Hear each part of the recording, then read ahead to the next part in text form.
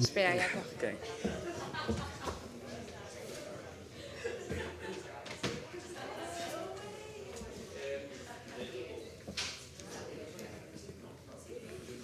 ¿Empezamos?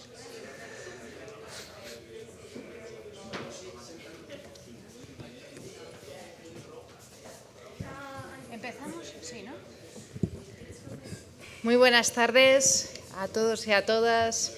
Welcome everybody to the Ortega y Gasset Gregorio Marañón Foundation. It's a great honor for us to have this dialogue this afternoon. Professor Kaiser, thank you very much to be in this TV. You are very, very big now in this room. Yes, no, I'm at home. I just noticed the can of WD-40, which Yes. I should probably move out of the way. It looks Yes, Very you un- have to clean it. it looks very unprofessional. No, thank you so much for the invitation and to be here. I think that for us it's an opportunity to listen to you. And I think that your window about the United States elections of 15th November of the year is an opportunity for us. Thank you, Abubakar, to promote this dialogue and also for the work that we made day by day and we are making and the dream that we made and we have for this course. I think that the collaboration of our institution is an opportunity and I think that this dialogue is an example of that. Muchas gracias a todos por estar hoy aquí. Este acto tiene el español y el inglés. La primera parte tendremos en el diálogo con el profesor Kaiser y Abubakar en inglés.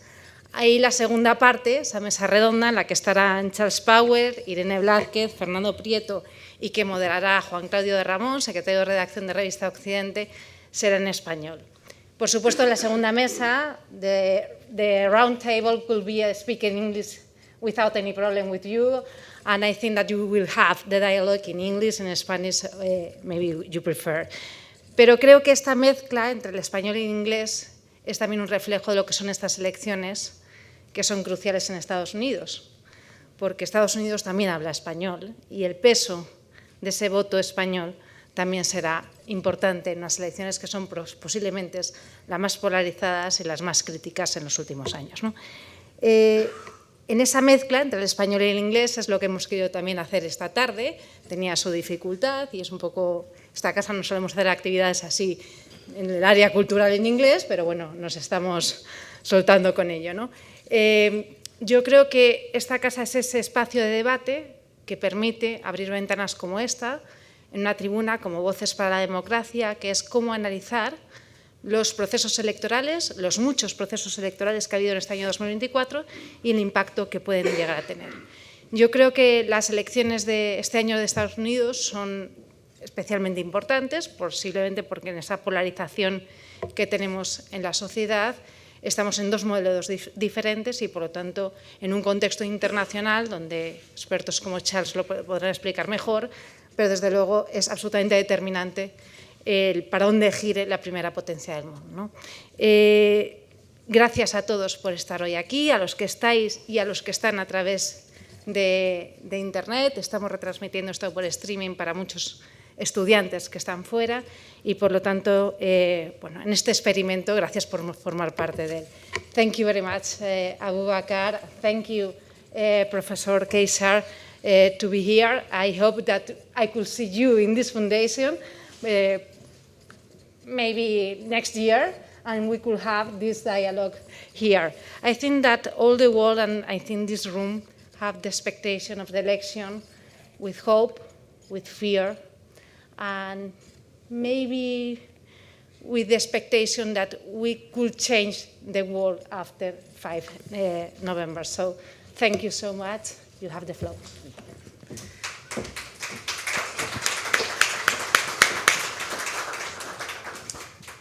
Thank you, Lucia. I just want to second what you said about the collaboration between the Institute of American universities and American College of the Mediterranean and the Fundación. We are extremely happy with our intellectual collaboration, and this is simply another illustration of this work that we are conducting together to the benefits of our audiences and mainly our students. When I reached out to Professor Kaysar, about asking him to grace us, to enlighten us about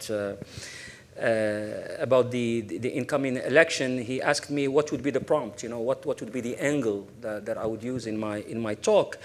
And having had the pleasure of being his students too many years ago, probably, and knowing him not only as a public figure, reading his book, etc., but also his courses, I came up with the following question, which is a very brief one, which I at least consider as being the big question. And there are many, many big questions with these elections, because I know it's customary to say that American presidential elections are consequential, always consequential, but this one seems to be a little bit more consequential than the preceding one. So there are many questions, and the question I had in mind, especially having Professor Kaysar's work in mind, is the following: is the American constitutional order still up to the task?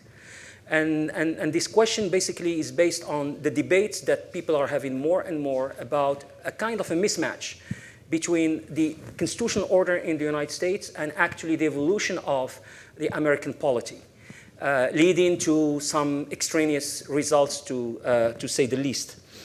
And I can't think of any other intellectual better conceptually equipped than Professor Kaysar to tackle this question. Professor Kaysar is the Matthew Sterling Jr. Professor of History and Social Policy at the Harvard Kennedy School. He's a historian by training.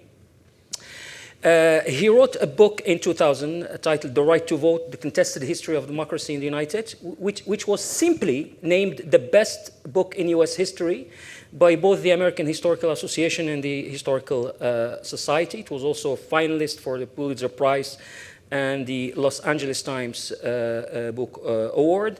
Again, just to underscore the qualifications of Professor Kaysar vis-a-vis the question at hand today, in 2004-2005, Professor Kaysar chaired the Social Science Research Council National Research Commission on Voting and Elections. And more recently, he wrote a book on a subject which is pretty much, and there were many books on the same subject that came. I looked up the issue on the same issue. So this is really front and center of the debates today, and that is the Electoral College. Do we still have why do we still have the Electoral College? And this book was published in 2020. In your biography, in your bio that is published on the Harvard Kennedy School website, so whomever wrote it wrote that you were a historian by training who has specialized in the exploration of historical problems that have contemporary policy implications. And I think that really summarizes the main reason why we're so happy to have you today, because we know that oftentimes whenever we're faced with some powerful events, there is this habit of claiming that this is the first, that it never happened before. And then we go back in history and we realize, well, it did happen, and in the case of the US institutional system, the US institutional system basically resisted these events. Just to give one example only, we talk a lot about the fact and how bad it was that Trump won the elections without the popular vote. He won thanks to the Electoral College. And yes, we remember that Bush the son won his first elections without winning the popular vote. But it so happens that, in fact, it happened 5 times in the history of the United States, because it happened 3 times before. So by itself, it's not necessarily a reason to jettison the whole system. So, again, let me just ask you the question I sent you in the prompt. Do you think, Professor Kaysar, that the U.S. constitutional system today is up to the task, i.e., did it adapt to what's going on with the polity and basically the extreme polarization that exists in the American society? And of course, I still have in mind your conference 8 years ago about almost the same subject. It was about the elections, and I think we would love to hear your thoughts on how consequential these elections will be and what you think about the possible outcome of these elections. Thank you, Abu Bakr, and my thanks to everybody who made this gathering possible. It's really a pleasure for me to be here, and something of an honor as well. I'm sorry that I could not get there in person, but since I teach on Tuesdays and Thursdays, and I'm a strong believer in not missing my classes, it was difficult for me to arrange a trip. But perhaps I can come in the spring, but I'm not teaching. In any case, as has been mentioned, we're on the eve of a very important presidential election. Many commentators have said it's the most important one in American history. I don't know whether that's true, but it may turn out to be.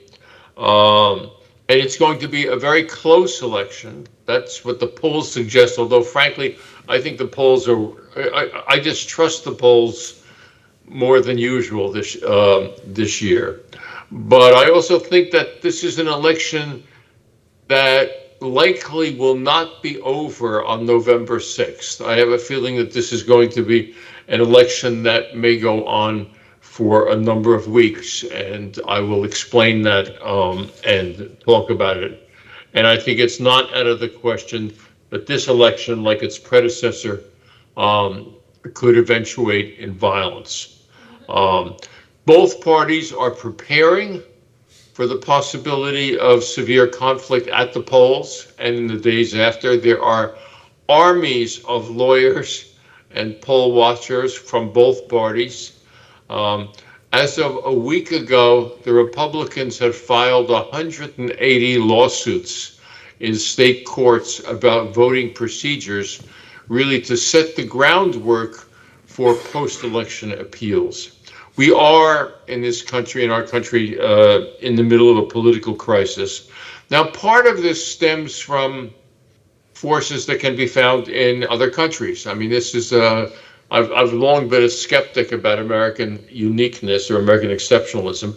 I mean, you see in a number of other countries the increased strength of illiberal political forces, the disappearance in many countries of center-right parties, in some places the disappearance of center-left parties as well, the presence of asymmetrical political polarization, social tensions over immigration and race, and ongoing class conflict. But,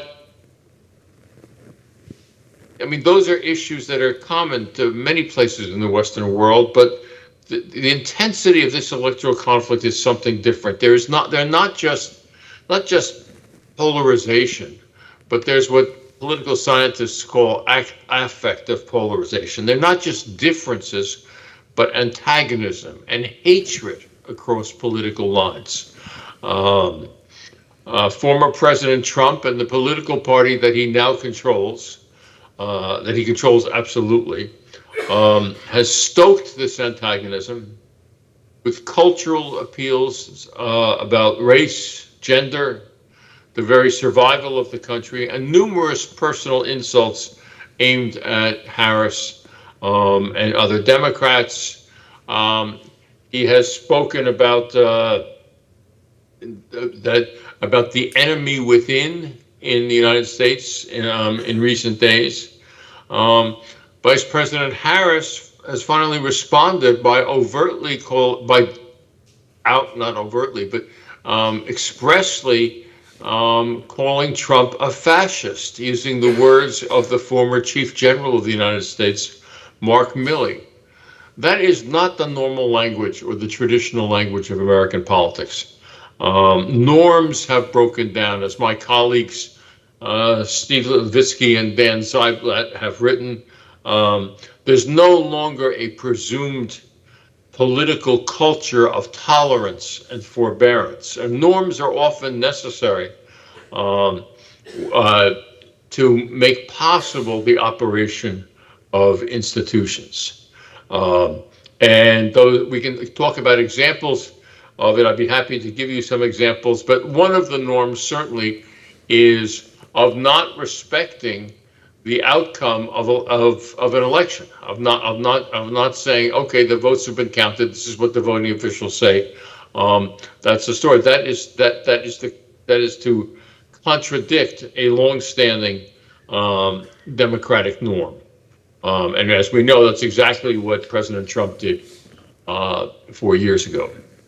Restoring norms is not easy. It can be very difficult.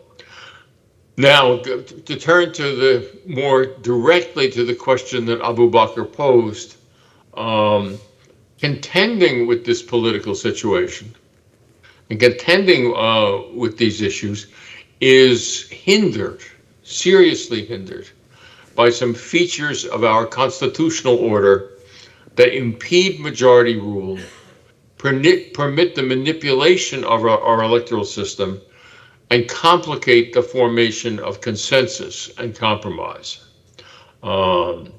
Indeed, one reason that this crisis is particularly severe in the United States is because the shifts in political forces and alignments intersects with the age and brittleness of our Constitution. Our Constitution, designed in the 18th century for a world that did not have political parties. It has been modified only slightly since then. And our institutions have built in and inherited democracy deficits. On the question of the Constitution, and this has to do in part with the power of the Supreme Court, but let me mention this at the outset for those of you in the audience who have not yet read or memorized the U.S. Constitution, which may be quite a large number of you. U.S. Constitution is a very short document. It's 9 pages long. Just out of curiosity, last night I looked up the current Spanish Constitution. I think it's the Constitution of 2011, which I think is at least 100 pages. My version did not have page numbers, but there were 165 different sections, and it went on for many pages. The U.S. Constitution is a statement of general principles, and it has changed and been permitted to change only through the actions of the Supreme Court, of the courts in general, and ultimately the Supreme Court. And part of our crisis right now, and we can talk about this, I'm going to talk mostly about other things, is that we currently have an extremely conservative Supreme Court that is in the midst of rolling back the constitutional changes that were implemented starting in the 1930s, really from the 1930s into the early 21st century, in order to adapt American institutions to modern circumstances. And we're losing that. Another example of the brittleness of the Constitution, or the problem of democratic deficit in the Constitution, is of course the U.S. Senate. Every state gets 2 senators, regardless of its population. The Democrats in the Senate right now represent 70% of the U.S. population, but the Senate is evenly divided between Democrats and Republicans. And what that means is that representatives of a minority, of a distinct minority, 30% of the population, can veto legislation and prevent all appointments to the judiciary and the executive branch. In the House of Representatives, the other branch of Congress, we have a severe problem of gerrymandering. For those of you who don't hang out in the United States, gerrymandering is the process of drawing districts so that your party will drawing district boundaries so that your party will win. The districts are redrawn every 10 years, and sometimes more often, actually. This can produce a circumstance such as exists in the state of North Carolina, where the state, in all statewide elections, the state is about 50% Democratic and 50% Republican, but the district lines are drawn in such a way that 80% of the seats in Congress are Republican. This is true in a number of states, and the Supreme Court, notably and recently, has decided that it cannot intervene in any way to do anything about that. And then, of course, we have an institutional problem with the court itself, which gives lifetime tenure to our justices and gives it unusual power. I could go on about any of these democratic deficits, as well as others, including court actions that basically make it difficult to break the walls of a two-party system. But let me focus my remarks on two features of our Constitution that are playing a very active role, a very important role in the current election, and as has been the case in some recent elections as well. And this is the right to vote and the Electoral College. Two subjects I do happen to know about, and I would like to kind of share some of my knowledge about this and my thinking about this with you. This election year, as in all recent election years, we will have seemingly endless conflicts over who will be permitted to vote in the United States. Those conflicts are already going on, but who will vote, how votes can be submitted, and how they will be counted. Importantly, this varies state by state. Okay, these are all state laws. In Texas, for example, you are required to present a government-issued photo ID in order to vote. That's true in many states, but not in all states. Here in Massachusetts, where I live, you can just walk in and tell them your name and vote. But in Texas, you have to have a kind of ID. A driver's license will serve the purpose, but many people do not have driver's licenses, particularly among the poor, the young, and the elderly. And getting an ID can mean a trip as much as 50 miles to an office that could certify that you have one. Now, notably in Texas, and you know, it's such a graphic example, I can't avoid it. An ID that says that you are an enrolled student at the University of Texas, which is hundreds of thousands of people, by the way, will not permit you to vote. But an ID that says you have a permit to carry a gun will permit you to vote. There are also mundane seeming procedural issues, like with people voting before the election, early voting, absentee voting. Where can people deliver their votes? And again, I hate to pick on Texas, but it sets up the example so graphically. After the 2020 election, the Texas legislature voted that there could only be one drop box to deposit votes per county in Texas. That includes Harris County, which includes Houston, which has 4 million people spread out over a very vast area. This clearly is designed to discourage voting. And in the counting of votes, there will be battles over procedures, particularly with respect to people who vote early and absentee. I'll talk about this if people are interested, but there are murky laws that leave it up to the judgment of local officials about whether a vote can and should be counted or not. So there will be scores and scores, maybe hundreds of conflicts over who gets to vote in the current election and into whose votes will be counted. Now, why is that the case? It's the case because there is no right to vote in the U.S. Constitution. A startling fact. I began talking about this on the radio and television about 25 years ago, and everybody was surprised. I mean, I still, with my students, I sometimes say to them, innocent as they are at the beginning of a semester, so where is the right to vote in the U.S. Constitution? And they offer various answers and then eventually discover that there is none. That was the case not for reasons of principle, but because it had to do with the complex politics of constitutional ratification at the end of the 18th century. Every state already had some kind of voting qualification. The framers of the federal Constitution didn't want to antagonize anybody and leave them to not ratify the Constitution, so they just left it to the states. And that's where it remains. And the states at the time imposed property restrictions and restrictions by gender and race.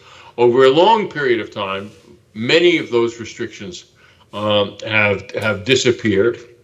The federal government has intervened with several constitutional amendments that do not quite grant people the right to vote, but prevent discrimination for certain reasons. And they, again, we can talk about that. But for example, the 15th Amendment to the Constitution does not say black people cannot vote. Black people can vote. Black people have the right to vote. It does not say that. It says you cannot deny to black people, you cannot deny to people the right to vote based on their race.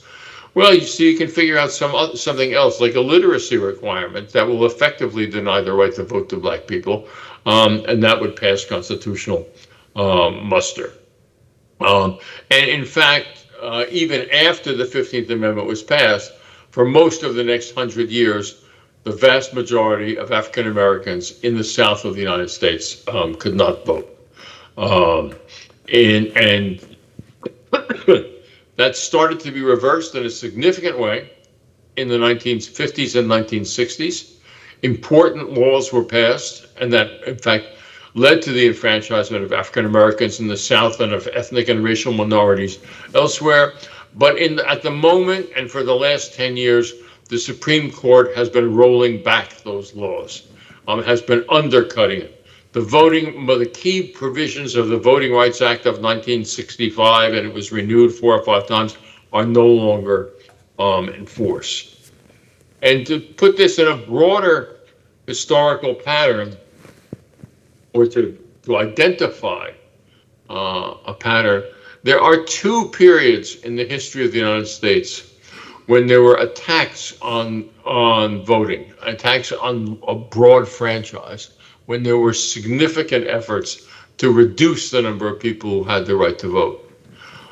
The first was in the late 19th century, spilling into the early 20th century, and the second has been the period since about 1992 or 1996. What these periods have in common is that they are both periods which are preceded by the acquisition of political power by African Americans. This happens immediately after the Civil War, and then it happens in the 1960s and 1970s. African Americans do gain political power, and at the same time, there were very high rates of immigration. In response to those 2 things happening simultaneously, much of conservative America, in both cases, have responded by trying to make it more difficult for people to vote. And you see this playing out in a whole bunch of different ways. I mean, for example, that most, or not most, I don't know whether it's most, I'm making that statistic up, but many of the lawsuits filed by Republicans in the 2020 election, and I'm quite sure you will see the same thing this year, target the voting procedures in predominantly African American and Hispanic cities that lie within states that are predominantly native-born white. So the suits are aimed at the lawsuits will be aimed at Philadelphia and Pittsburgh, and at Detroit, and maybe even at the city of Phoenix, and not at the countryside around. So what we have in effect is a set of undemocratic thrusts revolving around the right to vote that the Constitution, as interpreted by the current Supreme Court, has made it impossible to really fully defeat.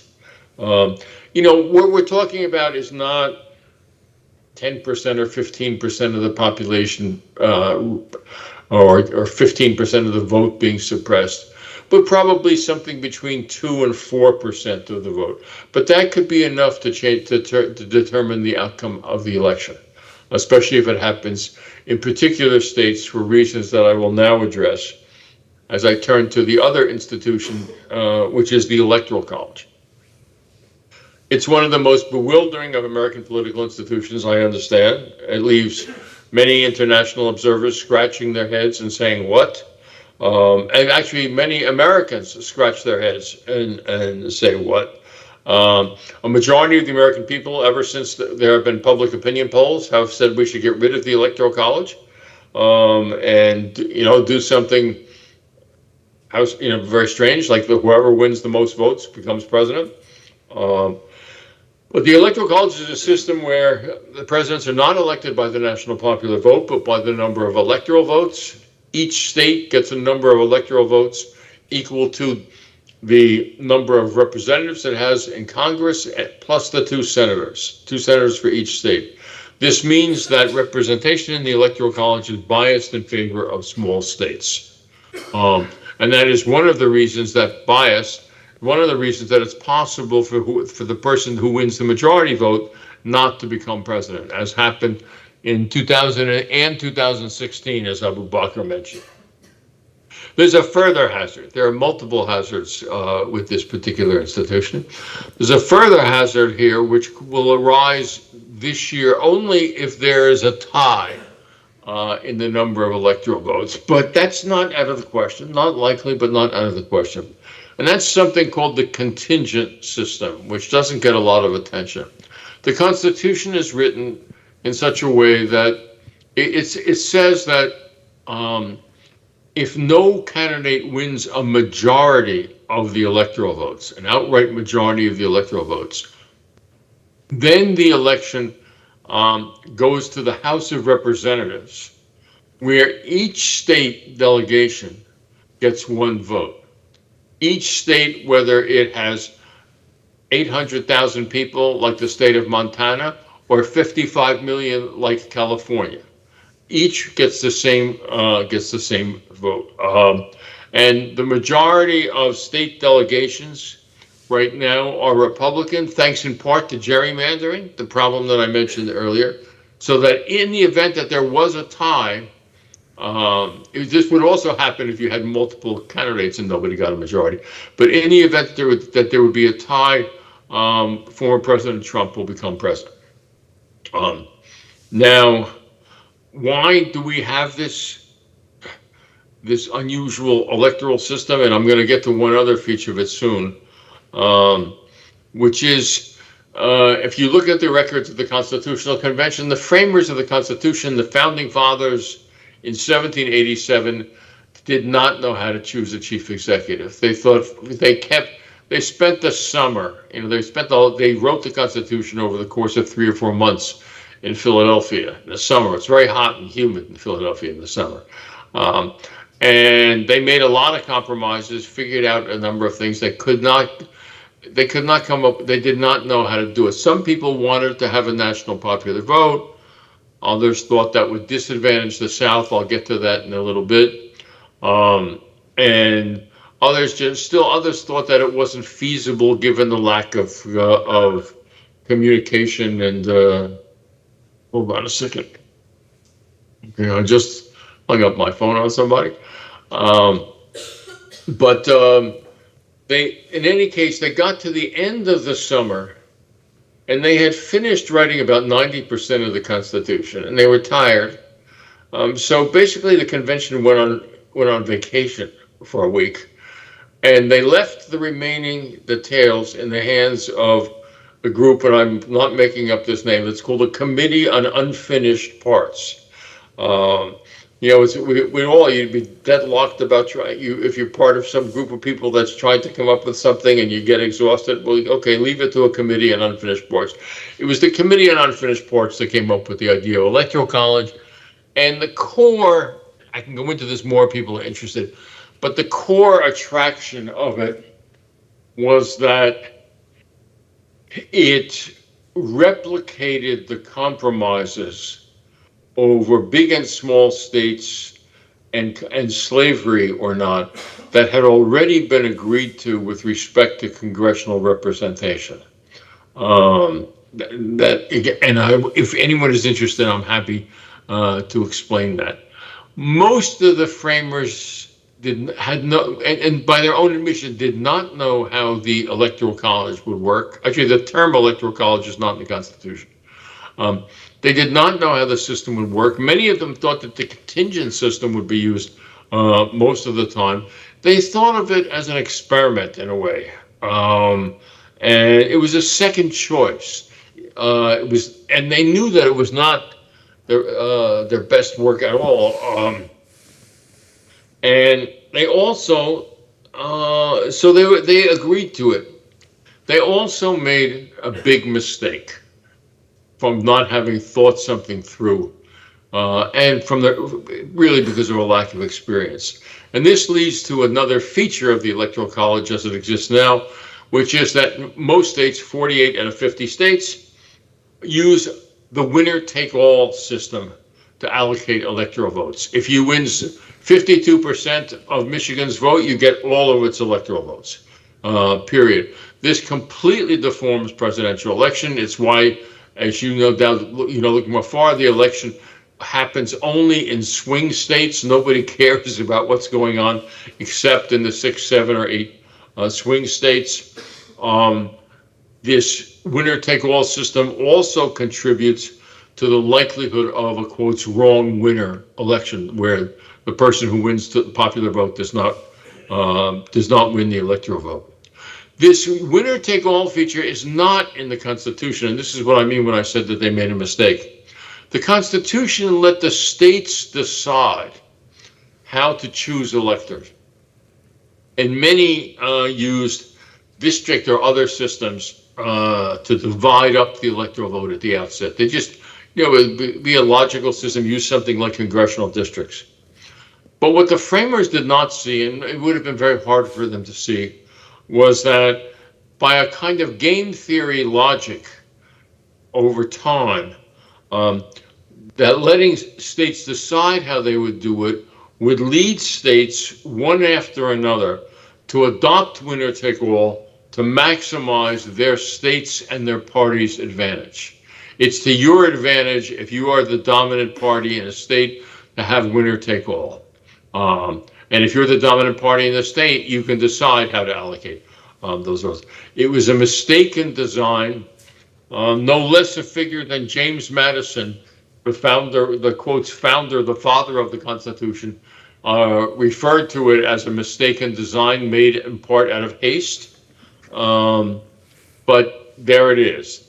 This system, the Electoral College system, and I'll draw this to a close within a couple minutes, has been extremely unpopular now for roughly 220 years.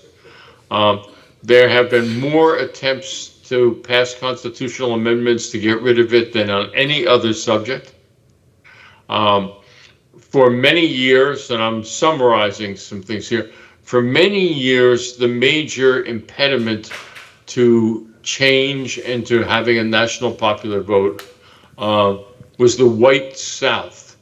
Because one of the features of the Electoral College is that it gives states power, influence, electoral votes according to population, not according to the number of voters who show up. Which another way to state that is that there is no penalty for disenfranchising people within your state. You still get as many electoral votes, even if you reduce the number of voters, and the white South accordingly opposed any change, and we can talk about that if people are interested. I mean, the Constitution is very hard to amend.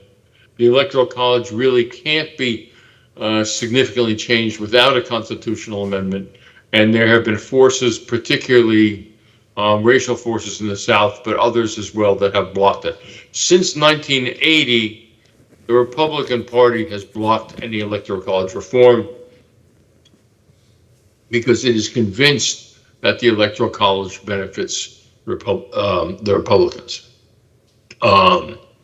So that leaves in place a constitutionally sanctioned hazardous institution, which is there are many other features to this hazard.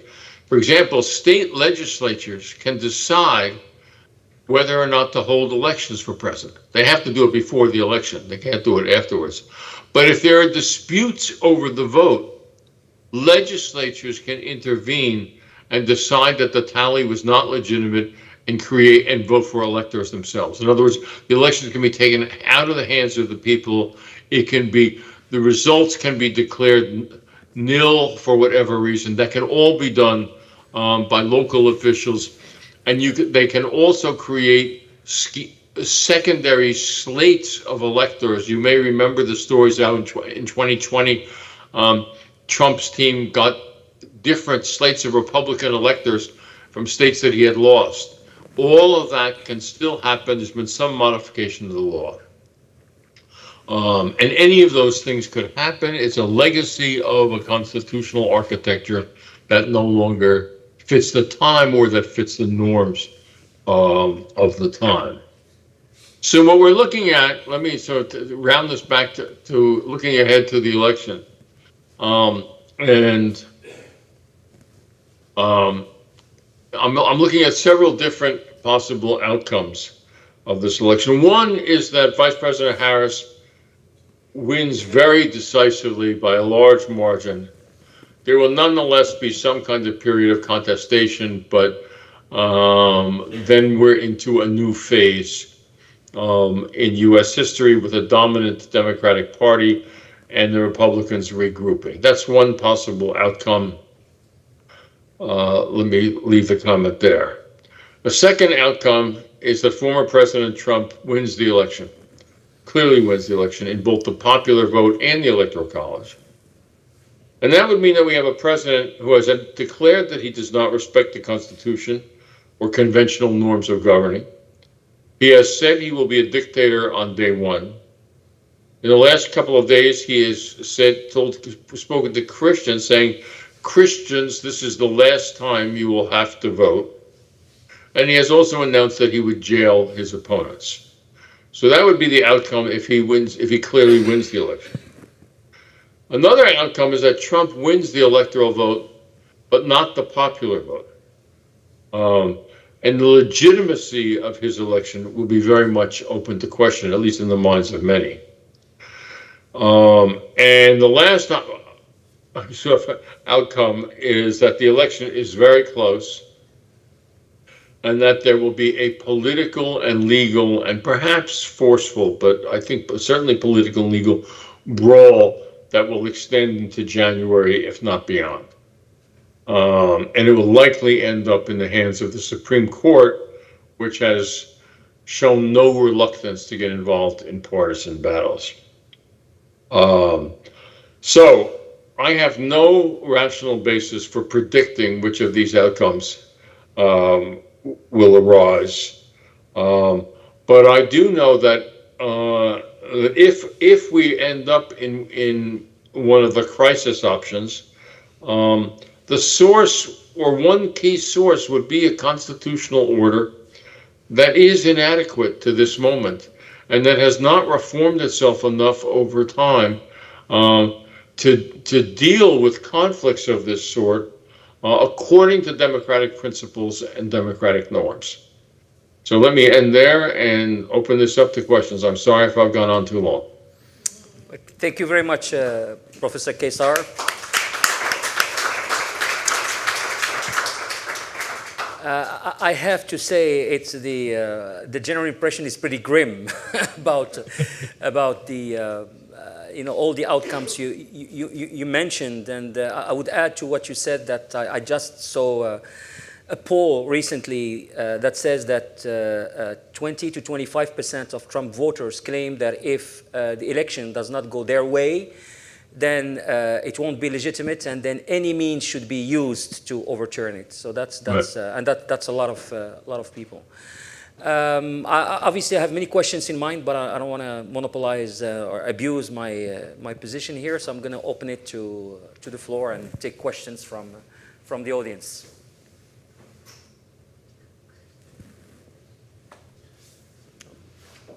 Yeah. Please. Professor, do you hear me? No, I don't think so. You need a mic? Do you hear? I think they'll bring a microphone, probably. Is this no, it's not. Sí. No? Yeah. Sí, sí. Sí, ahora. We have a microphone.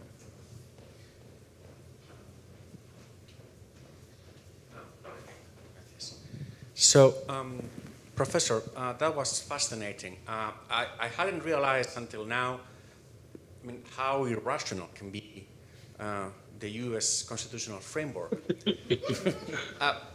However, there is a paradox here, because with this constitutional framework, the American democracy has run elections without interruption.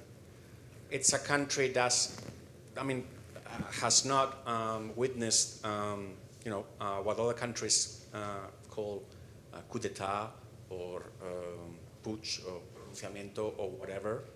So how do you account for this paradox, that having a badly designed system, however, every 4 years for the last 200, almost 50 years, there's an election that we can call democratic. Whereas in other countries, which at some point in the history boasted a very rational constitution, they had, they ended in dictatorships or civil wars or civil strife. So what is your take on that? It's a very reasonable correction, although I would quarrel with part of the premise. We did have a civil war, a very long and bloody civil war. Yeah, that's right. In the 1860s, and the years around that were dominated by conflicts over that. I mean, look, and if we want to think about that, in the terms that we're thinking about it, the Civil War was prompted really by one of the compromises in the Constitution, which was to permit slavery in the South, to permit it to continue. And in the end, it took a civil war to alter that. But putting the Civil War aside, and it's a big thing to put aside, look, you're quite right. I mean, and particularly that in the last 120 years, there have been a number of democratic regimes that were strained or toppled in a way that the U.S. Has not been. And I think, explaining that, I think there are many factors involved in that. One is that the courts and the political parties have encouraged kinds of adaptations of constitutional values to permit progress. For example, famously, the U.S. government, based on the Constitution, did not permit federal agencies, national agencies, to regulate much commerce in the United States, and became a real problem during the 1930s and the attempts to recover from the Depression. Then they did. The court gave in. The composition of the court changed, and they permitted that. Notably, the court is now trying to reverse that. But I think that the other, this is a matter of broader interpretation, I don't want to go into greater length, is that I think that in contrast to what happened in a number of other countries, including possibly Spain, although I don't know the Spanish case well enough, but certainly true of Portugal and a number of places in Latin America. The endurance of a national democracy in the United States was preserved at the expense of allowing a single large region, the South, to be profoundly undemocratic. This was this was planter-dominated agriculture. These were large landowners dominating many of the key states of the South. In other countries in the world, they have contributed to the kind of anti-democratic actions and instability that have overthrown governments. In the US, the decision of the national government to basically leave the South alone removed that threat from national politics. Let me stop there. I have a question from X. So this is our audience in Aix-en-Provence. And the question is, Do you believe another January 6th could happen again if Trump were not to win? Yes. Okay. I don't think it will take exactly the same shape. I think that, in fact, but I think that there could be well-prepared political conflict over. I mean, what happens on January 6th is the counting and the certification of the electoral votes, and I think that there will be. I think there's a strong likelihood that there will be challenges to that process, and that there will be outside demonstrations of some sort or another. I don't think it would take exactly the same form. History doesn't repeat itself exactly, but I think that we could easily see some kind of variation, a mass rally around the Capitol or something else. But I don't think it's out of the question that we would see January 6th.2. It won't repeat itself, but it'll rhyme, right? Right, Yeah, exactly. Yeah, exactly right. Thank you, Professor Kesar. Please, any questions? Yes. The microphone. Thank you very much, Professor, for those very interesting insights. I was just wondering, one of the expressions that we instinctively associate with the US political system is the expression checks and balances, right?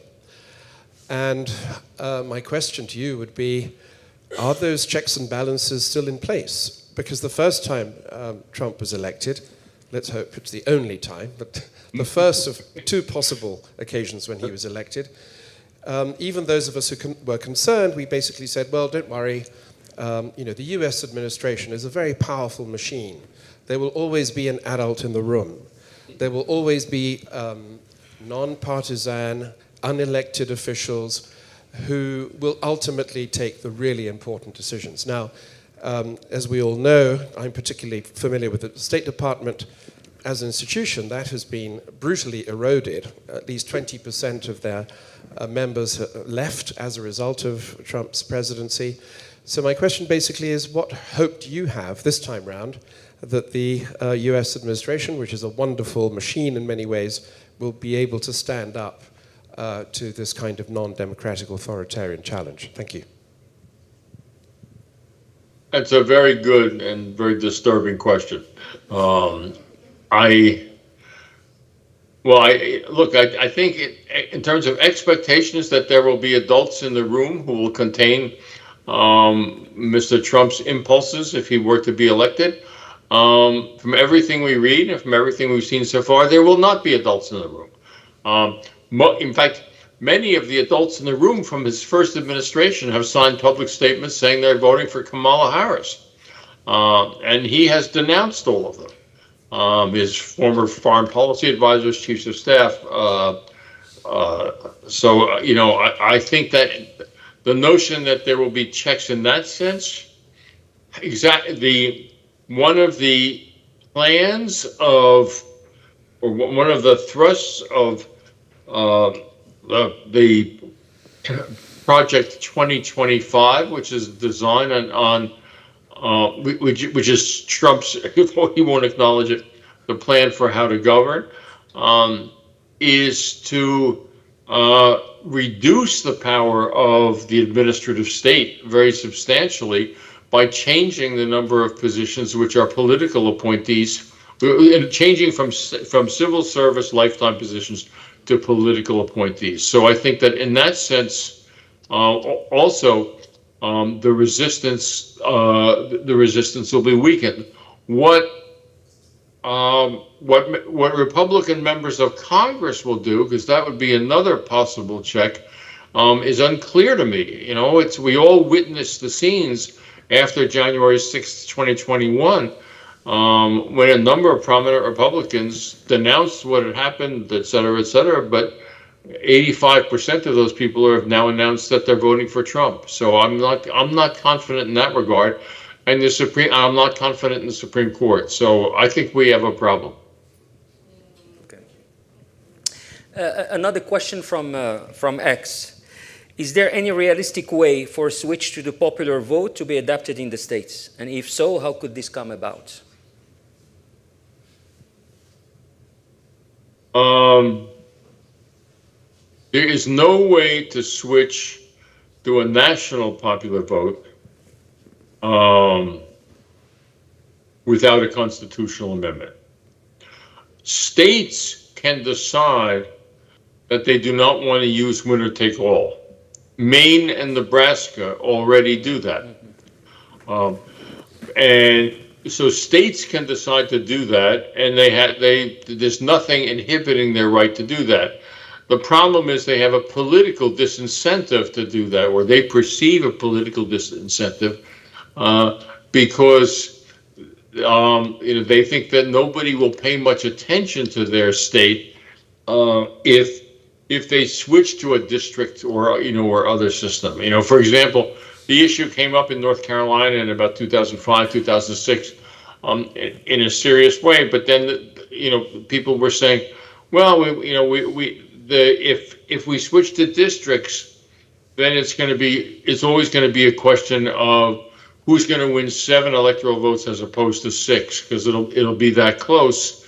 And then nobody will pay attention to us. Whereas now with winner take all, we have many more electoral votes. So the track record is not good for making that change on a state-by-state basis, and everything else requires federal action. Thank you. 2 questions. We still have 5 more minutes. Can I add something there? Oops. 5 more minutes? Whoever is 5 more minutes? Okay. So we have, go ahead, please, Professor Kesar. Again, one thing to be mentioned here about the constitutional order, our Constitution is very difficult to amend. Since 1790, there have only been 17 successful amendments. That's not a high rate of change in terms of the amendment process. But go ahead with the next question. Thank you. Final question. Okay, so let me use my privilege here by going back to a question that was asked earlier about which I think was a question which is in many people's mind about the endurance and the resilience of the American Constitution. And the question is the following: is based on this Alex de Tocqueville view on why the United States of America was liberal polity, and he came up with this hotly debated view that Americans were born free. They did not become free like in Europe, etc., and that the society was composed of farmers, landowners, etc., etc. And obviously, this is an extremely flawed take, because what it does, and you kept alluding to that basically, which is that it has been done at the expense of other ethnic, and not only ethnic group, gender groups. Women got the right to vote in 1920 in the United States, but African Americans, Native Americans, etc., etc. Isn't it the case that the system might be starting to break out because this group of white, and especially white male people who have been controlling the system so far, are being demographically less, their demographic impact has been reduced? Do you see a connection here and how it can impact the future of the U.S. system? Well, I certainly think that that there is a very substantial amount of white, and especially white male, but not just male, apprehension about about becoming a minority. I mean, the predictions are that the U.S. will be a majority minority country by 2050 or something, and I think that there's a lot of apprehension that is feeding the Trump movement. I mean, the hysteria about immigration, the Make America Great Again, taking back our country. Those are all themes that come out of this demographic issue. Now, part of what has happened in another perspective on it is that, for a period, the Democratic Party concluded that demography was on its side, and that that basically these democratic changes would lead to a permanent democratic majority, and which is also what white conservatives feared. But that doesn't seem to be happening so much either. I mean, it's you know, I don't know what it's going to turn out to be, but certainly there's a very substantial number of Latino immigrants, of Latin immigrants to the U.S. who are going to vote Republican in this election, both in state elections and in the presidential election.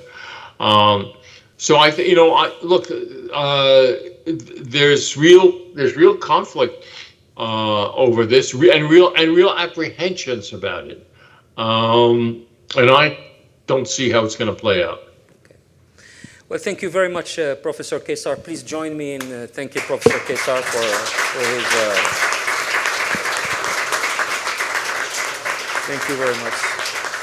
Thank you. Yeah. Thank you all for coming. Thank you. And we have a second scintillating panel that will succeed you now, for which I'm going to leave the place, actually, and we're starting our second panel right now in Spanish. Thank you very much, Professor Kesar. All right. Thank you. Okay.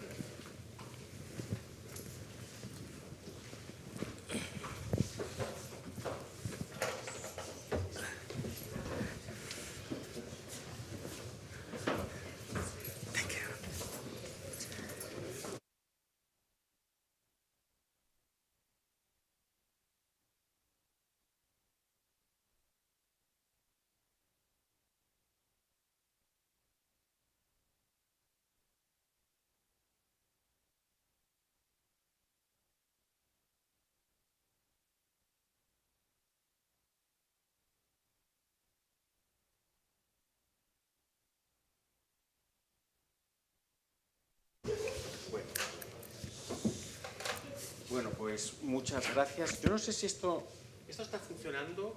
Ángel, ¿está funcionando? Sí. Bueno, de todas maneras me escucháis, ¿verdad? Es más para la grabación. Bueno, pues como ha anunciado la directora de la Fundación, ahora viene una segunda mesa, un segundo panel en lengua española, con tres grandes conocedores de la realidad de Estados Unidos. Va a ser una ronda relámpago porque yo creo que, vamos, me han dejado solo aquí y no sé a qué hora tenemos que cerrar, pero esta casa suele irse a dormir a una hora muy católica y yo creo que a las 8:30 quizá, o sea, puede que tengamos nada más que media hora. Voy a dar a cada uno de los tres expertos un único turno de palabra. Usadlo bien para decir todo lo que queráis y de manera que incluso luego quede algo de tiempo para que hable el público, ¿no? Empiezo quizá por ti. Bueno, no, voy a empezar aquí por Charles mejor. Bueno, Charles Powell es el director del Real Instituto Elcano. En aras de la brevedad voy a hacer también las presentaciones muy cortas. Además a Charles le conocéis todos. Realmente, Charles, la pregunta, o sea, por supuesto, me gustaría que nos dieras tu impresión de lo que puede pasar en noviembre y más allá. Y me gustaría que de alguna manera, y esto lo hago extensivo tanto a Fernando como a Irene, desembocaras un poco en tu propia opinión sobre si estas elecciones realmente son distintas, ¿no? Si esto no es business as usual. También lo digo porque bueno, yo no me he presentado, soy Juan Claudio de Ramón, soy secretario de redacción de la revista de Occidente, y en el número de octubre, que es lo que os quería decir, que es un número dedicado a la polarización, hemos incluido un artículo que hemos pedido a un amigo de la casa, que es Joseph Weiler, profesor de Derecho Constitucional de la Universidad de Nueva York, que él ha titulado muy sugestivamente, refiriéndose a estas elecciones como Estados Unidos terra incógnita, ¿no? Es decir, la idea de que realmente Estados Unidos se está encaminando a una fase de su historia inexplorada.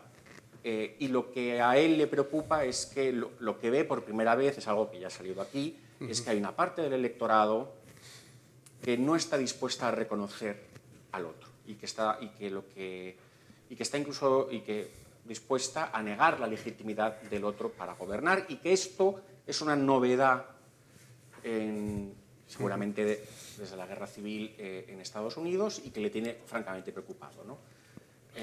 Entonces, bueno, me gustaría conocer vuestra opinión sobre, empezando por ti, Charles, en qué medida estas elecciones son distintas, son existenciales, son trascendentales, aunque también podéis pensar lo contrario, podéis pensar que hay que desdramatizar. Esa evaluación os la dejo a vosotros. Empezamos por ti, Charles. Pues muchas gracias y buenas tardes a todos. Gracias a la Fundación Ortega Marañón por acogernos y gracias a ti por moderarnos. Yo soy historiador y, por lo tanto, probablemente debido a esto, pues tradicionalmente he sido muy reacio, ¿no?, a estas versiones basadas en el catastrofismo antropológico, ¿no? Y por eso hasta hace un año más o menos, mi respuesta habría sido no, estas no son importantísimas, pero no son necesariamente un punto de no retorno. Desde hace ya varios meses he llegado a la conclusión contraria.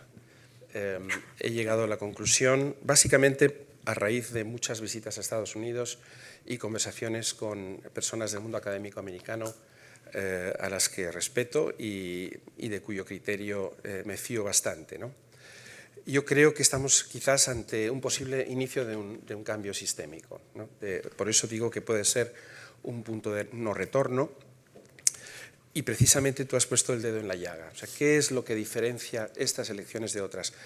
No el hecho de que Trump sea, todos lo sabemos, lo conocemos perfectamente, exótico, exagerado, excéntrico, etcétera, etcétera, sino más bien que realmente está poniendo en duda las reglas básicas de juego de la democracia americana. Personas que yo valoro como Timothy Snyder o como Ivo Daalder, un politólogo muy conocido en Estados Unidos, están empezando a hablar, además se ha comentado en la sesión anterior, de fascismo. La palabra fascismo no es una palabra que nosotros hayamos solido relacionar con el sistema político americano, ¿no?, por motivos obvios. Y yo confieso como historiador que sigo siendo un poco reacio a utilizarla, ¿no? Pero es verdad, durante mucho tiempo decíamos, no, esto es populismo de derechas. Bueno, el populismo más o menos existe en todas partes, en Europa también lo conocemos bien, no exageremos la nota, ¿no? Pero yo creo sinceramente, por contestar tu pregunta, que estamos a punto, en caso de producirse un triunfo de Trump el 5 de noviembre, a punto de posiblemente llegar al no retorno.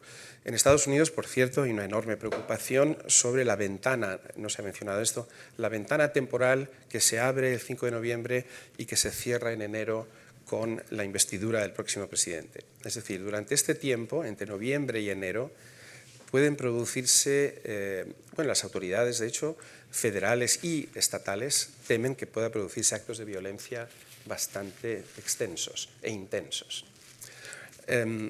Algunos de mis amigos conservadores españoles y británicos me dicen, hombre, no exageremos, ¿no? Realmente Trump es simplemente un ultraconservador. Bueno, el 6 de enero murieron medio docena de personas. Imagínense ustedes que se hubiese producido, no esos scratches que lamentablemente se han producido en el Congreso, ante el Congreso de los Diputados en España, sino un asalto al Congreso de los Diputados, como el que se produjo, de hecho, el 23 de febrero de 1981, pero por parte de unos civiles supuestamente no armados, aunque algunos de los del 6 de enero parece que iban bastante bien pertrechados, ¿no? Y que la gente luego hubiera dicho, bueno, esto es simplemente la expresión de un malestar, no hay que tomárselo muy en serio, esto tampoco cambió las cosas. No, o sea, yo creo que de verdad nos tenemos que tomar muy en serio lo que ocurrió el 6 de enero, tenemos que estar muy alertas, muy atentos ante lo que pueda pasar, como digo, durante en esta ventana temporal de noviembre a enero, porque puede producirse realmente un intento de subvertir la democracia americana.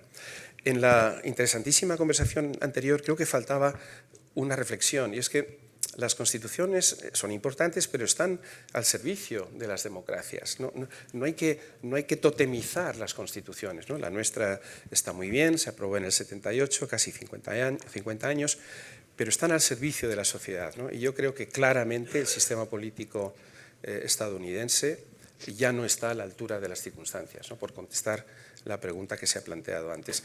El tema del colegio electoral, por supuesto, es central, pero hay muchas otras cuestiones. El disenfranchisement, el hecho de que muchos millones de norteamericanos ya no pueden votar por su raza, por su nivel educativo, por su pobreza. No olvidemos que el 1% de la población americana está en la cárcel y que la población penitenciaria no tiene derecho al voto. Un 1% de la población que está en la cárcel, y de esa proporción, una parte muy importante de ellos, claro, son personas de color y de otras minorías étnicas, ¿no? Entonces, se ha producido ya una degradación de la democracia americana importante. Según el Economist Intelligence Unit, Estados Unidos desde hace ya 8 años es un flawed democracy. Es una democracia defectuosa desde hace 8 años.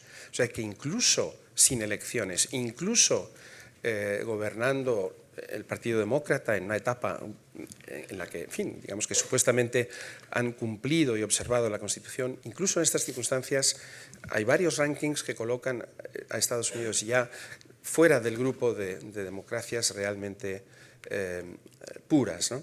Y esto creo que es un proceso histórico. Me ha gustado la observación final que se ha suscitado en la mesa anterior, ¿no? Es decir, yo creo que realmente esto empezó a cambiar con el triunfo de Obama, cuando sectores amplios de las clases obreras blancas que se veían como perdedoras de la globalización empezaron a temer que caso de producirse, de consolidarse esta tendencia, ¿no?, de triunfos demócratas y de triunfo de candidatos pertenecientes a las minorías, su propia existencia casi como norteamericanos corría un serio peligro. Por lo tanto, yo lo dejaría ahí.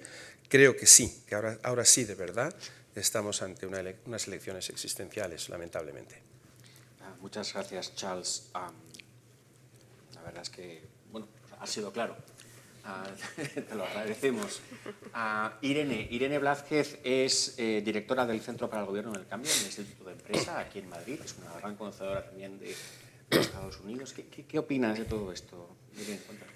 Bien, teniendo en cuenta que, y buenas tardes a todos, un placer que estéis acompañándonos, que tenemos una intervención relámpago que me ha precedido en el uso de la palabra Charles Powell, a quien admiro y tengo en extrema consideración, después también otra persona reputada, pues no sé muy bien qué voy a decir y voy a empezar con unas gracias a la directora de la Fundación y también a su director cultural por la invitación. Voy a hacer también honor al centro que dirijo, a un centro para el Gobierno del Cambio e intentar ahondar en cuáles son las causas profundas de lo que aquí se ha dicho antes, de lo que se ha explicado en la ponencia del profesor, de lo que dibujaba también Charles Powell. Y todo esto en una coda que es lo que nosotros estudiamos, que es el cambio, la aceleración tecnológica. Creo que mucho de lo que está ocurriendo, no solamente en Estados Unidos, sino en tantas otras democracias, sean de un nivel, su salubridad mejor o peor, responden a este cambio tecnológico que está realmente definiendo las condiciones de prosperidad de las sociedades, las condiciones de poder, en los equilibrios de poder y también, por supuesto, de paz y seguridad. Creo que claramente es una elección distinta a la de este año. Causa profunda, y daré algunos números porque es un gran año electoral. Es decir, Estados Unidos entra en estas elecciones después de que lo han hecho otros tantos estados, más de 80 estados y casi más de la mitad de la población. Y creo que muchas veces tendemos a ver todos estos procesos de manera aislada, sin tener una visión geopolítica global de lo que está ocurriendo. Va a ir desde el estado más pequeño, si no estoy equivocada, del mundo, Tuvalu, y pasaremos después a que venimos de las elecciones de Eslovaquia, Georgia, Japón, después de Estados Unidos tendremos Ghana y Guinea. Es decir, que creo que este movimiento electoral habla de un movimiento de capas tectónicas, de que la política internacional, global, está cambiando en un momento que vivimos de desglobalización, donde la globalización está tensionada por motivos económicos, por motivos tecnológicos, por otras tantas causas. Además, en segundo lugar, creo que, y ya entro en el vector tecnológico, que es lo que nos mueve a nosotros, como se ha comentado, somos un centro de investigación aplicada, cómo la tecnología está cambiando el mundo, cómo está cambiando la sociedad. Pues bien, hablamos desde hace tiempo de una democracia, en palabras de Anne Applebaum, erosionada, de un desangrarse de la democracia, y eso es porque estamos viviendo una tensión fuerte entre democracias y autocracias. Charles hablaba de fascismo, y en estados previos podemos ver esos estertores de sistemas políticos, y esa tensión es tensión sobre cómo sistemas políticos pueden proveer mejor bienes públicos globales. Por ejemplo, la justicia, por ejemplo, la seguridad, por ejemplo, la prosperidad. Y lo cierto y verdad es que las democracias están en una situación de cierta debilidad. Y esto es así porque ha entrado en alguna medida el vector tecnológico como cambio de disrupción. Me voy a centrar ahora en las cuestiones negativas de cómo la tecnología puede estar erosionando, puede estar haciendo desangrarse, puede estar haciendo que esa globalización, la democracia es datos de liberación pública, y al contrario, estamos ahora en cajas cada vez más cerradas de sesgo de la información y comunidades que se retroalimentan. Por lo tanto, no podemos debatir sobre datos porque está todo tocado por esa desinformación. Entonces, creo que por esto también estas elecciones, teniendo una gran potencia que ha estado liderando en primera fila, o después con Obama, leading from behind, pero bueno, es que ahora ya hemos perdido ese norte. Creo que también por este tema es importante. Nelson en 1974 ya decía que si a alguien le interesa la democracia, le tiene que interesar la tecnología en un sentido muy amplio. Y lo que estamos viendo es que por esta tecnología vivimos en un espacio continuo de guerra híbrida. Guerra híbrida donde están implicados, o sea, no solamente es el sistema político estadounidense, es que detrás del sistema político estadounidense hay otros intereses, es que hay campañas de desinformación continuas de Rusia, China o Irán, es que hay una información que al ciudadano le hace pasar de la duda a la sospecha, a la impotencia y también a la indignación y a la revuelta. Entonces creo que son elementos que tenemos que poner todo en consideración. Yo, como en mi pasado era profesora, pues yo me dan un micro y yo hablo y ya el moderador me quitará o le hará un seña ahí y me quitarán el sonido. Pero lo que sí quiero decir, y quiero apuntar un proyecto que tenemos en el centro y que además está aquí Alex Roche, que es el director del centro, que lo lleva en primera persona, que es un programa precisamente que lanzamos con el Departamento de Estado de Estados Unidos en el 2021, tecnología para la democracia, y que ahora lo estamos focalizando en inteligencia artificial para la democracia. Voy a concluir con esto, pero antes sí que quiero decir que hemos pasado a un proceso de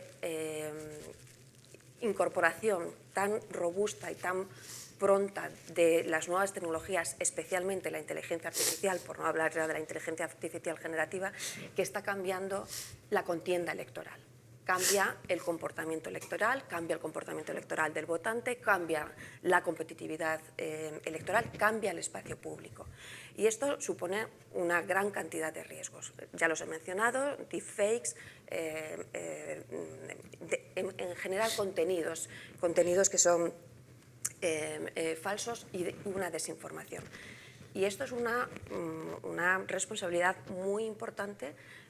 Antes se hablaba del sistema no solamente para las autoridades legislativas, para las administrativas, las jurisdiccionales, que son los guardianes de estos procesos electorales, pero también para la sociedad. Hoy publicábamos en el Centro para la Gobernanza del Cambio, es un informe público, lo hacemos todos los años desde ya varias ocasiones, ediciones, el European Tech Insights, es un informe de percepción ciudadana, y nos centrábamos este año precisamente sobre cómo la ciudadanía europea, lo hacemos con una muestra bastante amplia y representativa, cómo la ciudadanía europea se presenta, o son en concreto 3.000 ciudadanos de 10 países europeos, cómo percibe el impacto de la inteligencia artificial en las elecciones.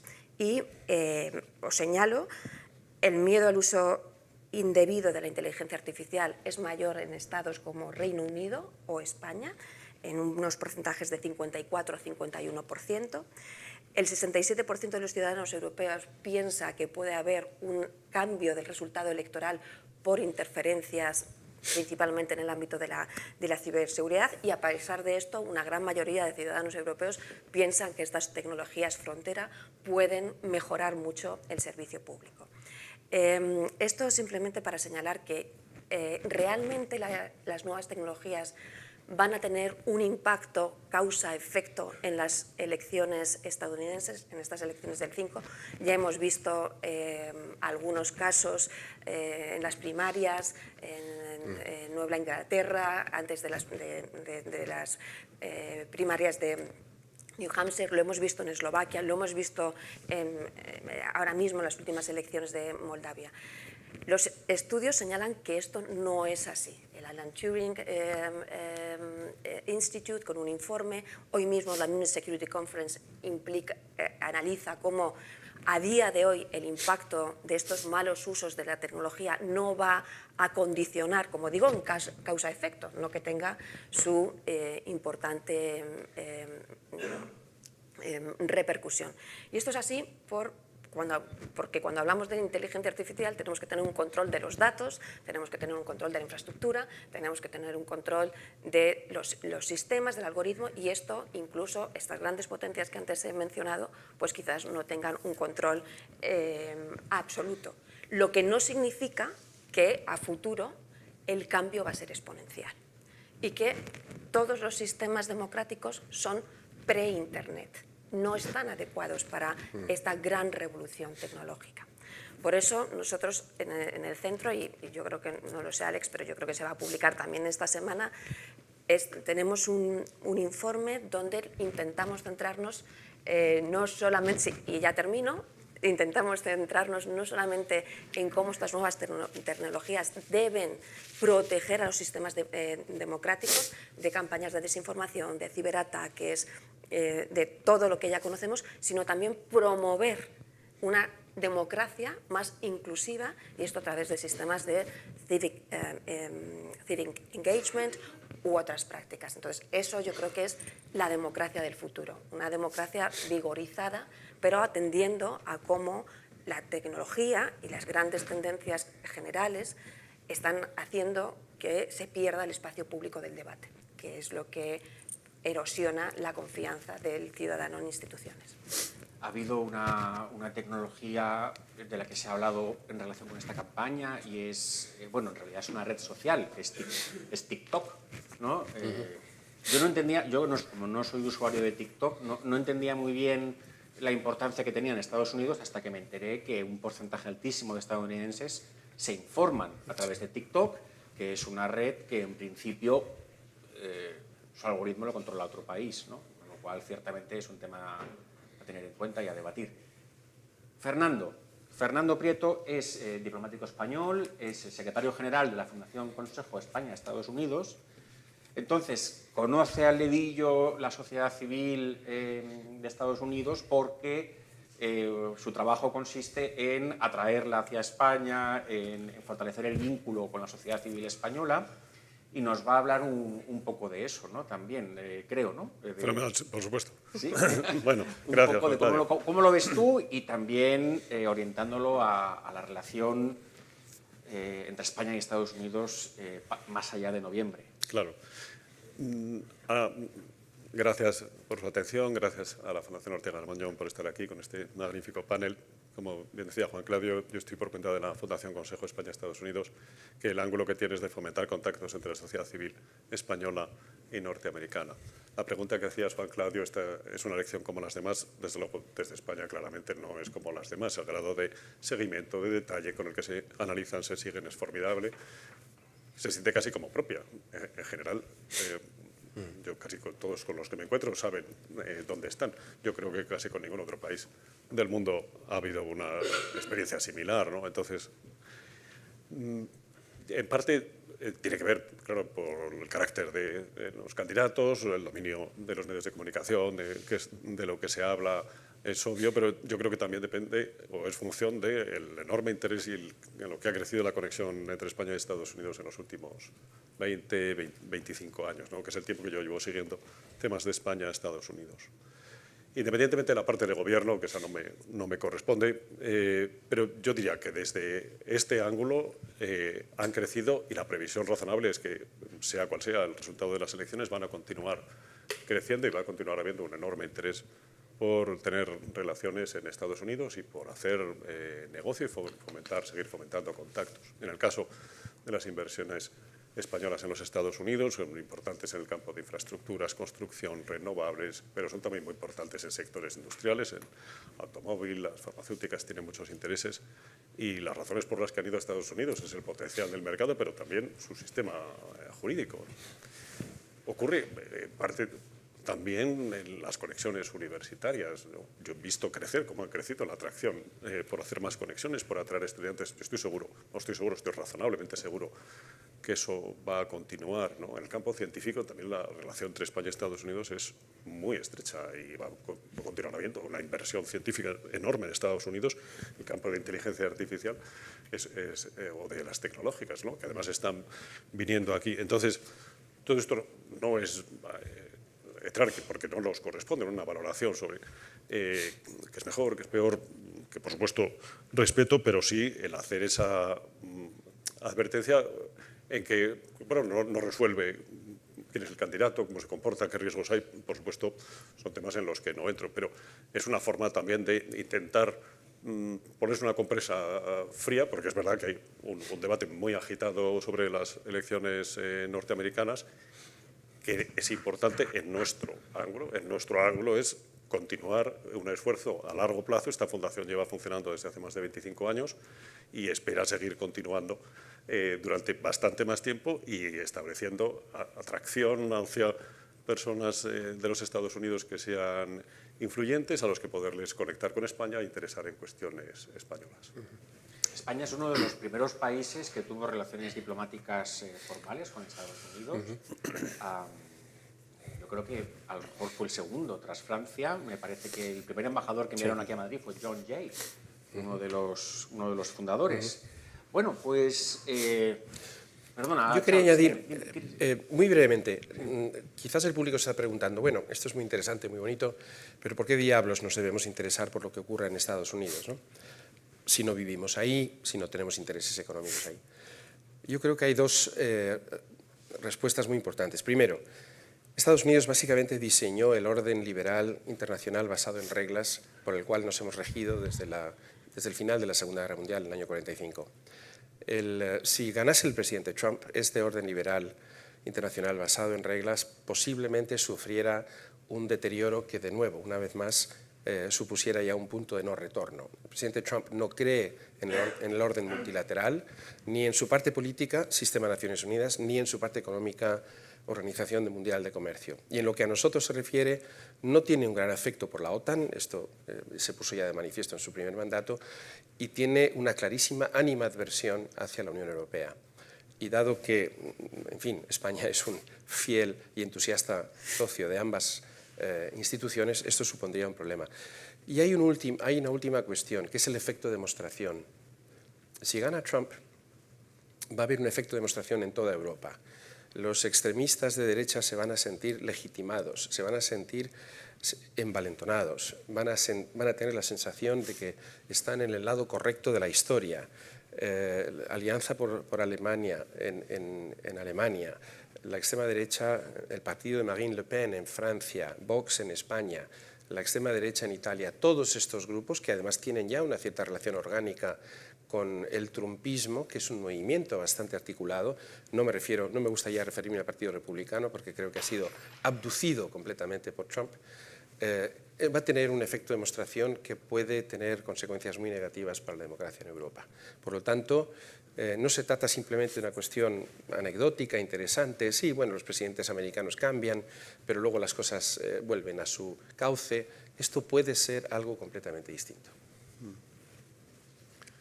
Yo, un arriesgo por decir, hay otra parte en la que, sin embargo, la continuidad razonablemente ha pasado, ¿no? En parte de las políticas económicas que hay en Estados Unidos, la política comercial de la administración Biden, con otro tono y con otro planteamiento, no ha sido extraordinariamente diferente de la política de la administración anterior en el campo de la política económica nacional, la reindustrialización, no tanto en hacer la descarbonización, pero las previsiones son que razonablemente continuará, independientemente de la administración Trump o del Congreso que resulte de las elecciones, ¿no?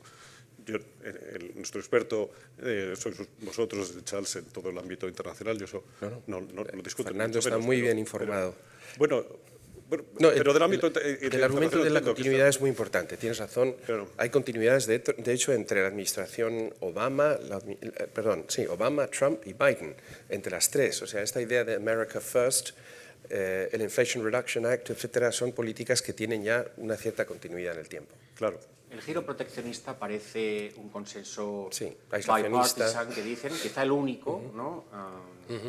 Pero en la promoción de las industrias tecnológicas, la administración de Biden ha hecho un esfuerzo enorme. Hay que hacer los semiconductores en los Estados Unidos, no los podemos traer de China. Esto es algo que va a hacer también el presidente Trump, y que las tecnológicas americanas van a ser sus campeones. Cualquiera de los presidentes va a seguir haciéndolo en tu campo. Yo creo que es clarísimo. Yo creo que son dos cosas muy interesantes. Primero y principal, me parece que tienes mucha suerte de tener un panel donde haya diversidad y diferencia, ¿no? y también el público que nos acompaña, pero es algo que señalaba Charles, y claro, todo este movimiento es un movimiento que tampoco es se produce todo este proceso en un momento de declive del multilateralismo, no repito todos los ámbitos que ha señalado Charles, pero donde el giro también en Europa hacia el proteccionismo no es menor, en términos al menos económicos. Sin duda. Es distinto en políticas de seguridad, pero en términos económicos la Unión Europea está adoptando unas legislaciones comerciales que nunca antes había hecho, y también en clave tecnológica, ¿no? Por ejemplo, teníamos la normativa de control de las inversiones extranjeras, pero ahora es de las exportaciones extranjeras con fines tecnológicos, y eso claramente tiene una lectura geopolítica que es la misma que está haciendo Estados Unidos. Tenemos el gran debate de qué es la autonomía estratégica europea y cómo vamos a poner carne en ese esqueleto, ¿no? Pero no es un debate menor, porque el debate que tenemos es cómo también Europa se posiciona ante la administración estadounidense que venga respecto a cómo protegemos esos valores. Yo creo que sí que hay continuidad y que siempre debe haber algún, como señalaba en el panel anterior, algún adulto que se ha escondido en la mesa, ¿no? E incluso por añadir un elemento optimista, Trump puede ser, ya lo fue la primera vez, un gran federalizador externo. Es decir, una administración norteamericana que claramente sigue sus propios intereses, que va a ir al conflicto con China, no hemos mencionado China, ese conflicto, Fernando, probablemente se acentúe. No veo ningún escenario en el que ese conflicto vaya a menos, ¿no? Aparte que, por supuesto, no va a terminar las guerras en Ucrania y en Oriente Medio, porque este señor no va a ser capaz de terminar absolutamente nada, ¿no? Pero cabe la esperanza de que ante el auge, como digo, de estas políticas de la administración Trump, la Unión Europea se viese obligada a desarrollar sus propias políticas, de las que venimos hablando más bien retóricamente. Has mencionado la autonomía estratégica, abierta o cerrada, esperemos que sea más bien abierta. Seguimos siendo incapaces de desarrollar una verdadera defensa europea. Los países europeos se gastan 300.000 millones de dólares al año en defensa, Estados Unidos se gasta 900.000 millones. Esta brecha está creciendo en tecnología militar, en gasto militar, y si no somos capaces de hacer algo al respecto, vamos a ser cada vez más irrelevantes para Estados Unidos. Por lo tanto, yo tengo la esperanza, en el peor de los casos, suponiendo que haya un Trump 2.0, que eso acelere el proceso de integración europea. A mí, hasta que me digan que tenemos que salir, pues no, les doy la palabra a ustedes, si alguien quiere intervenir. Y me gusta acumular preguntas porque eso suele maximizar. Recogeremos un par de preguntas, 2 o 3. Sí, bueno, muchas gracias por las intervenciones, todas interesantísimas. Mi pregunta está referida a cuál es vuestra opinión sobre la posible influencia que pueden tener en las elecciones, tanto en el desarrollo de las elecciones como en esos posibles incidentes que puedan ocurrir, a los que se refería Charles, el hecho de que también creo que por primera vez en unas elecciones americanas haya irrumpido con fuerza una persona con el poder tecnológico y de influencia en redes como Elon Musk. ¿Alguna pregunta más para...? Sí, ahí. Buenas noches. Mi pregunta es referida sobre la última idea de federalización de Europa debido a la victoria de Trump. ¿Cómo conciliar este argumento con el argumento de que la ganancia de Trump generaría el auge de las ultraderechas antieuropeístas en Europa?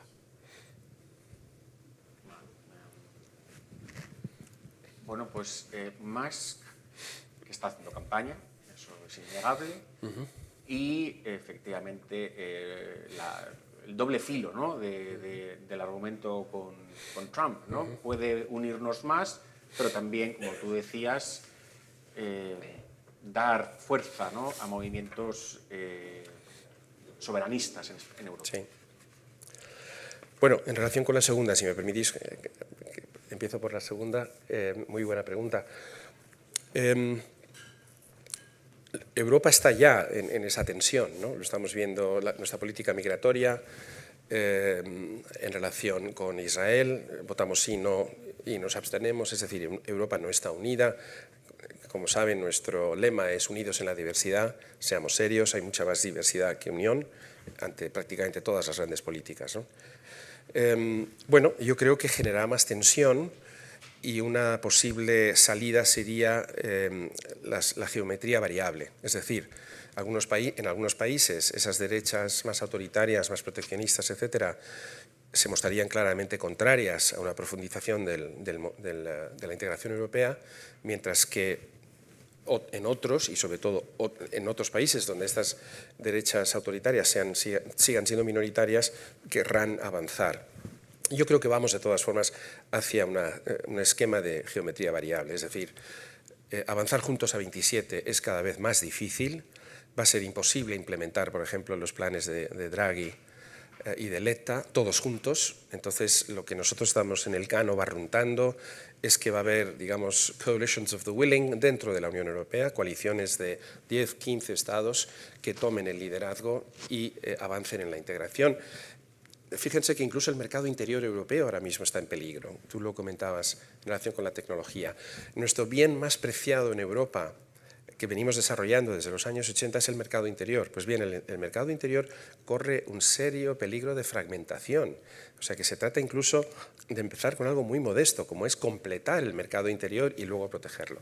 Pero es muy buena pregunta. Efectivamente, quiero pensar que un triunfo de Trump alentaría ese auge de la extrema derecha, pero también animaría a quienes quieren profundizar en el proyecto europeo a tomarse más en serio su propia retórica.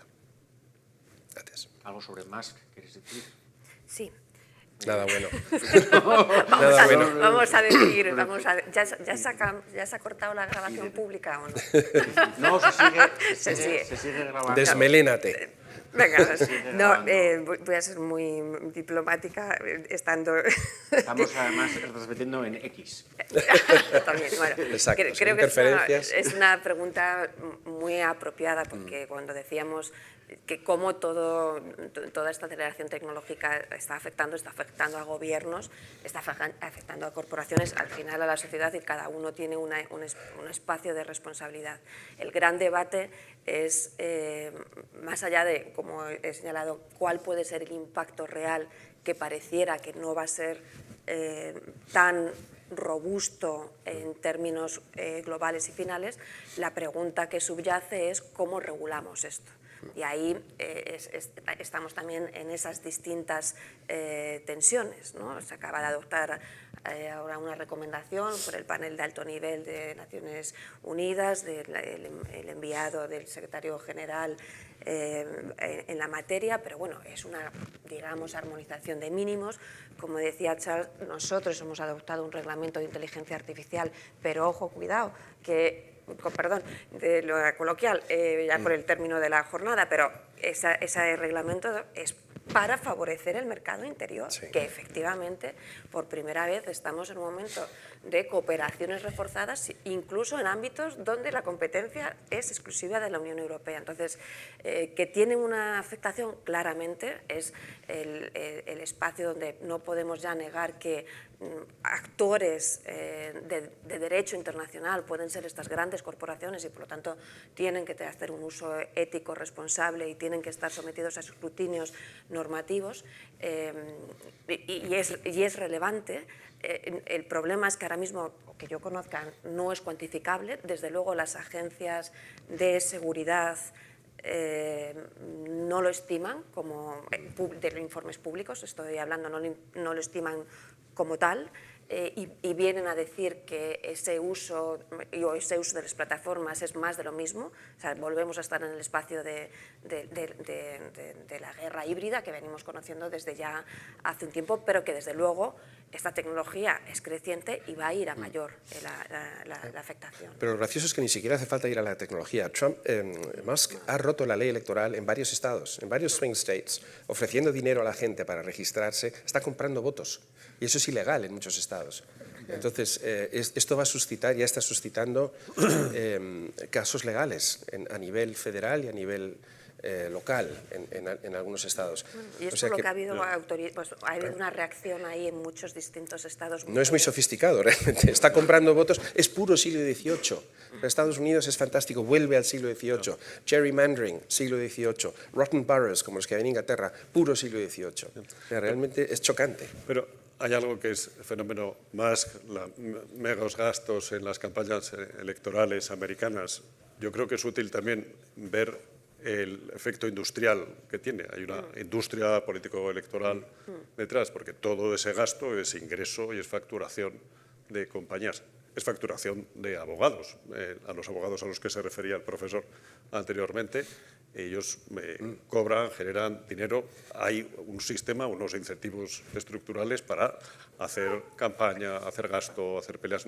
No digo que la pelea electoral dependa solamente de eso, pero que es un factor, es una maquinaria que está en marcha, que se tiene que alimentar, que recauda dinero, que lo tiene que gastar, que tiene que facturar para volver a recaudar dinero a la siguiente. Entonces, en las campañas electorales americanas el factor del dinero es extraordinario, es completamente diferente de cómo funcionan en cualquier otra parte del mundo, como tantas otras cosas. Es un país muy diferente, es su forma de funcionar y de organizarse muy diferente. 16.000 millones de votos se están gastando en los swing states, en los medios de comunicación, radio y televisión. 16.000 millones de dólares, perdón.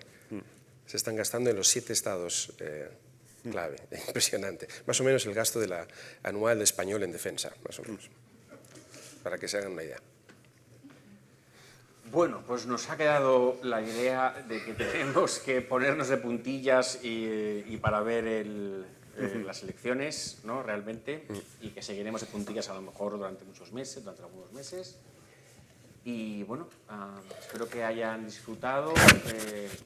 Gracias a nuestros expertos, gracias a ustedes por venir y hasta la próxima. Muchas gracias.